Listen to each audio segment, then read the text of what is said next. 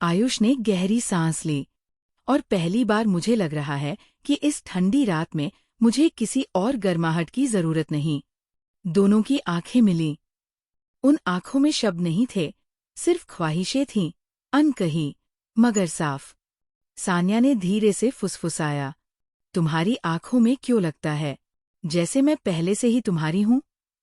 आयुष झुककर उसके और करीब हो आया, क्योंकि दिल से तुम हो भी। उस पल उनके बीच की दूरी मिटने लगी।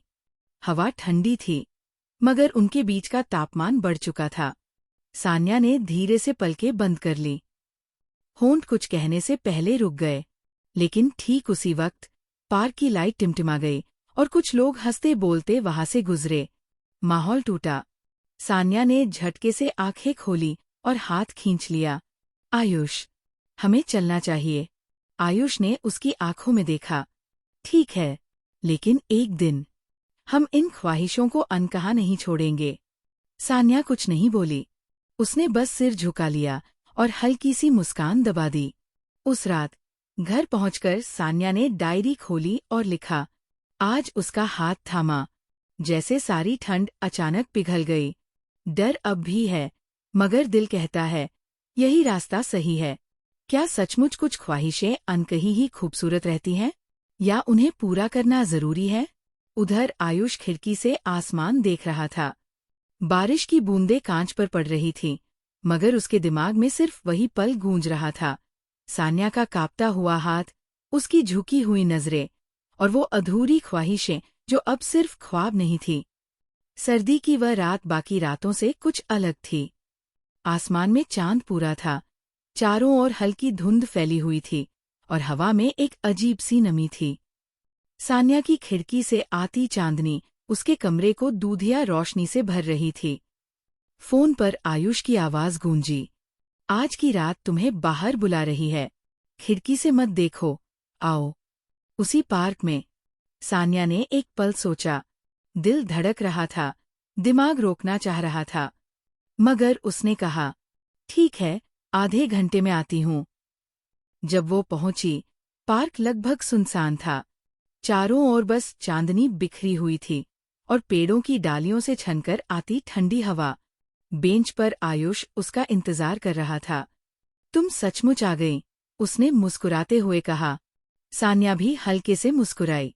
शायद आज की रात मुझे भी बुला रही थी। दोनों साथ साथ उस बेंच पर बैठ गए। ऊपर चांद चमक रहा था और उसकी रोशनी उनकी आंखों में उतर रही थी। कुछ देर तक दोनों खामोश रहे। फिर आयुष ने धीरे से कहा, जानती हो, चांद भी अजीब है। दूर है, मगर पास लगता है। शायद हमारी ख्वाहिशें भी ऐसी ही है। सान्या ने उसकी ओर देखा। और अगर एक दिन चांद सचमुच पास आ जाए तो? आयुष मुस्कुराया। तो शायद वो रात सबसे जादुई रात होगी। सान्या ने नजरें झुका लीं, मगर उसके गालों पर चांदनी की चमक साफ दिख रही थी। तुम्हें पता है, आयुष, वह बोली, कभी कभी लगता है जैसे तुम्हारे साथ वक्त रुक जाता है। मैं खुद को भूल जाती हूँ, बस तुम्हारी नजरों में खो जाती हूँ।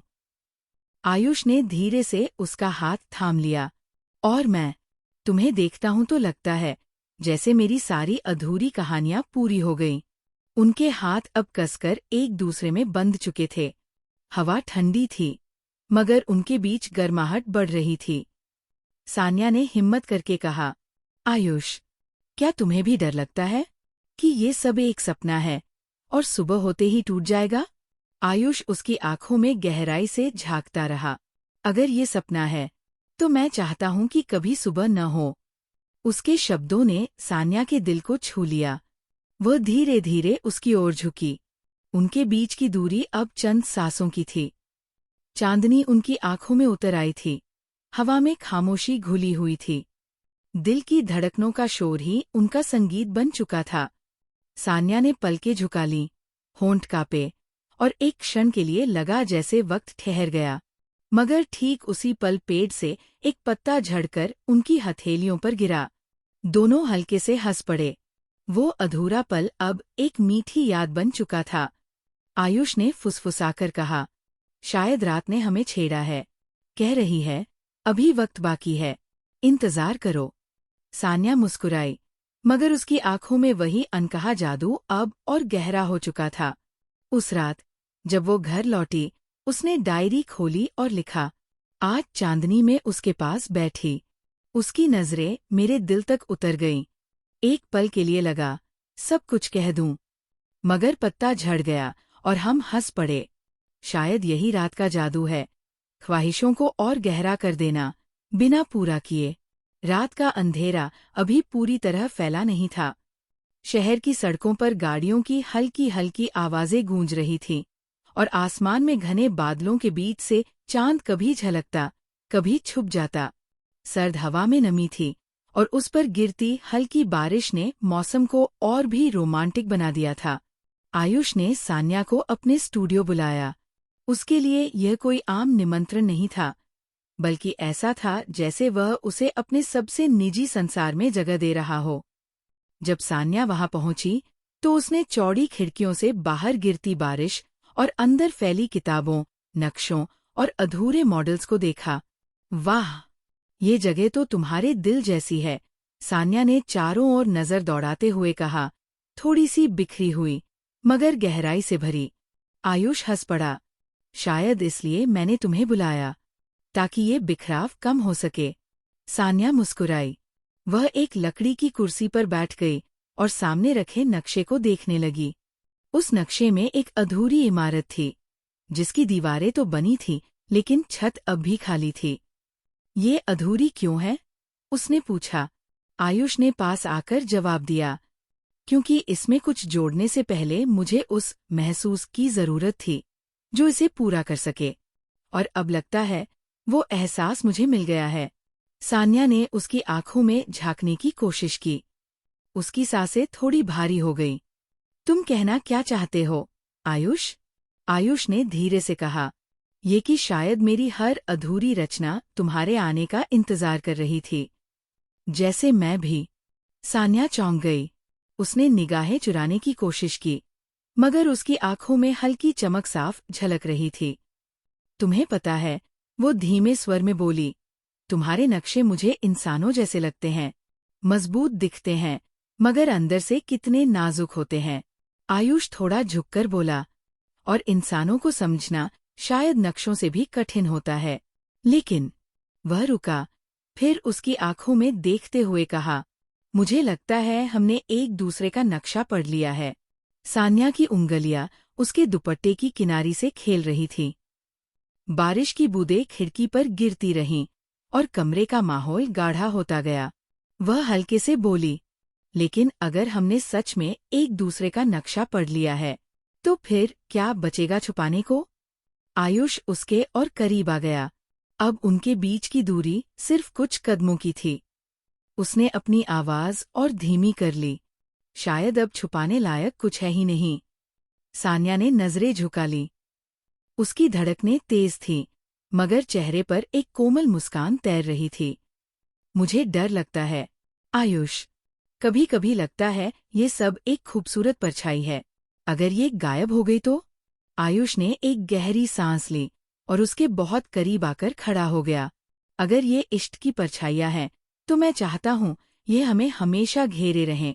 सच मानो, सान्या, तुम्हारे बिना मैं इस अधूरे स्टूडियो जैसा हूँ, बस ढांचा जिसमें जान नहीं।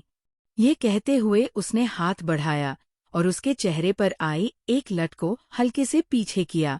उसकी उंगलियों का कोमल स्पर्श सान्या के पूरे जिस्म में बिजली सा दौड़ गया। सान्या की आंखें बंद हो गईं। उसके होंठ कांपे, जैसे कुछ कहना चाहती हो, मगर शब्द गुम हो गए हों। कुछ देर तक कमरे में सिर्फ बारिश का संगीत था और उनके दिलों की धड़कनों का शोर।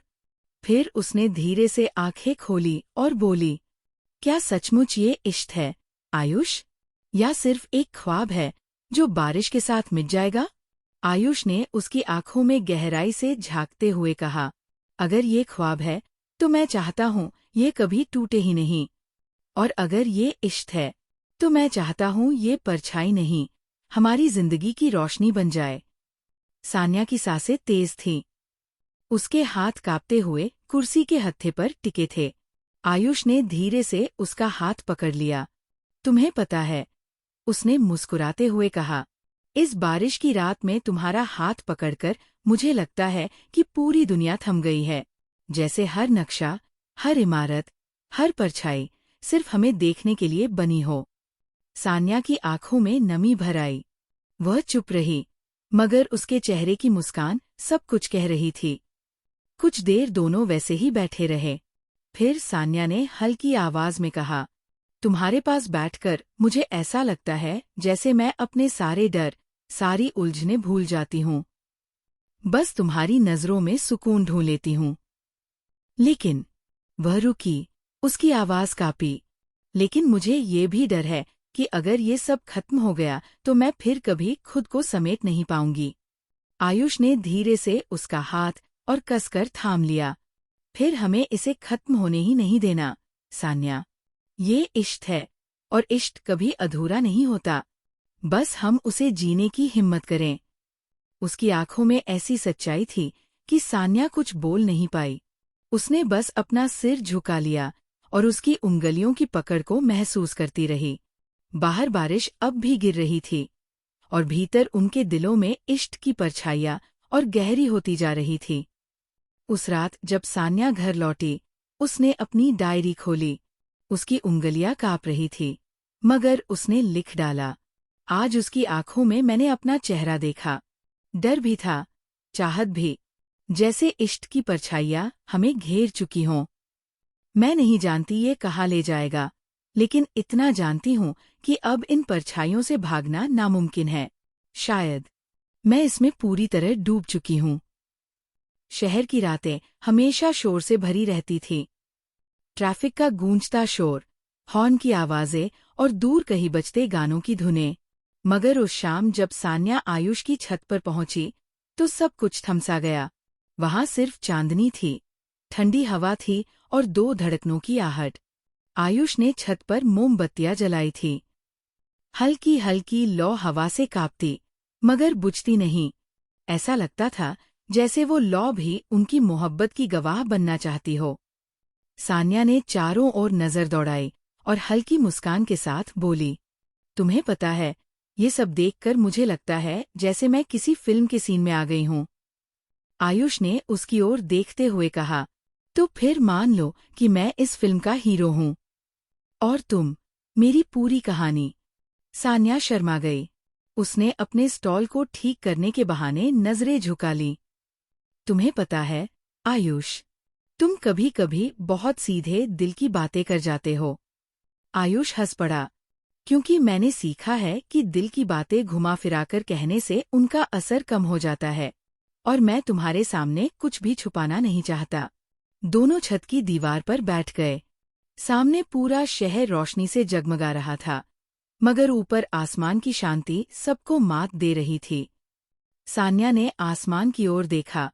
देखो, कितने तारे हैं, हर एक जैसे कोई कहानी कह रहा हो। आयुष ने उसकी तरफ देखा, और मुझे लगता है उन सब तारों में सबसे चमकदार कहानी हमारी है। सान्या उसकी आंखों में देखती रही। वहां उसे कोई झूठ नजर नहीं आया, सिर्फ गहराई। उसकी सांसें थोड़ी भारी हो गई। सान्या, आयुष ने धीरे से कहा, कभी सोचा है, अगर हम मिले ही न होते तो? सान्या ने उसकी ओर मुड़कर देखा। उसकी आंखें नमी से भर आईं। तो शायद मेरी डायरी हमेशा अधूरी रह जाती, और तुम्हारे नक्शे हमेशा खाली। ये सुनकर आयुष का दिल जैसे कांप गया। उसने तुरंत उसका हाथ पकड़ लिया। उसकी उंगलियां गर्म थी, जैसे उसके अंदर कोई आग जल रही हो। मुझे लगता है, तुम्हारी पलकों के साए तले पूरी दुनिया छुप सकती है। सान्या ने उसकी ओर गहरी नजर से देखा।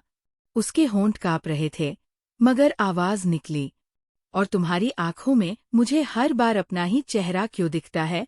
आयुष धीरे से झुककर उसके और करीब आया। उनकी सांसें अब एक दूसरे को छूने लगी थीं।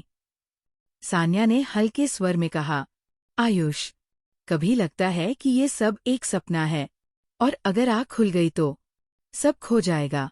आयुष ने उसके चेहरे को अपनी हथेलियों में थाम लिया। तो फिर आंखें मत खोलना, सान्या। इस ख्वाब को जीने दो। और फिर दोनों की पलकों के साए तले उनके होंठ धीरे से एक दूसरे को छू गए। वह कोई तेज, अधीर चुंबन नहीं था। वह था एक धीमा, कोमल और मोहब्बत से भरा स्पर्श, जैसे दोनों अपने दिलों की सारी बातें इसी स्पर्श में कहना चाहते हों। हवा थम गई थी। शहर का शोर कहीं दूर चला गया था। अब बस उनके दिलों की धड़कनों की आवाज थी। सान्या ने आंखें बंद कर लीं। उसकी पलकों के साए तले आयुष खुद को पूरी तरह खो चुका था। जब वे दोनों अलग हुए तो उनकी सांसें तेज थीं और आंखों में नमी। सान्या ने धीमी आवाज में कहा, शायद यही है इश्क, जब कोई स्पर्श तुम्हें पूरा कर दे। आयुष ने हल्की मुस्कान के साथ उसके माथे पर चुंबन दिया। हाँ, यही है इश्क, और मैं चाहता हूं कि ये हमेशा ऐसे ही रहे। सान्या ने उसके कंधे पर सिर रख दिया। हवा और ठंडी हो चुकी थी, मगर उनके बीच की नजदीकी ने उन्हें गर्मी दी।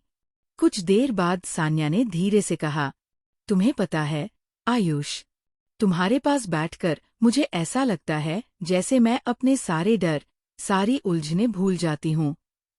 बस तुम्हारी नजरों में सुकून ढूंढ लेती हूँ। आयुष ने उसका हाथ कसकर थाम लिया।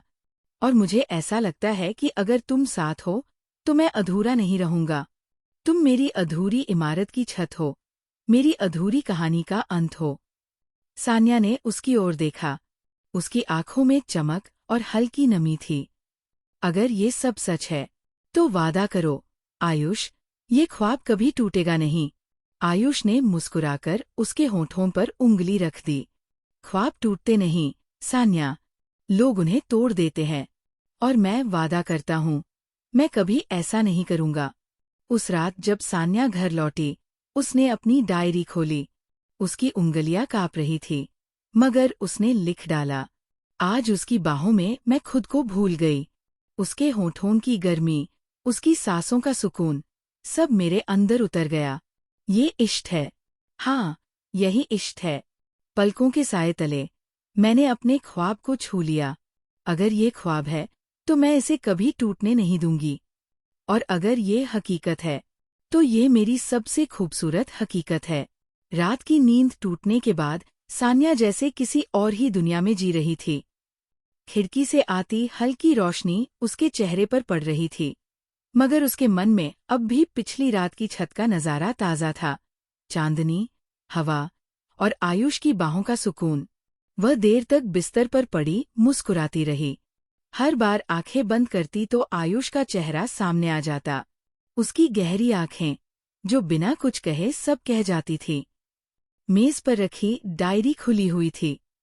स्याही अभी भी ताज़ा थी, जिसमें उसने पिछली रात लिखा था, पलकों के साए तले मैंने अपने ख्वाब को छू लिया। वह इन शब्दों पर अपनी उंगली फेरते हुए बुदबुदाई, क्या यही मोहब्बत है? जब कोई इतना पास हो जाए कि उसका नाम ही तुम्हारी सांसों का हिस्सा बन जाए।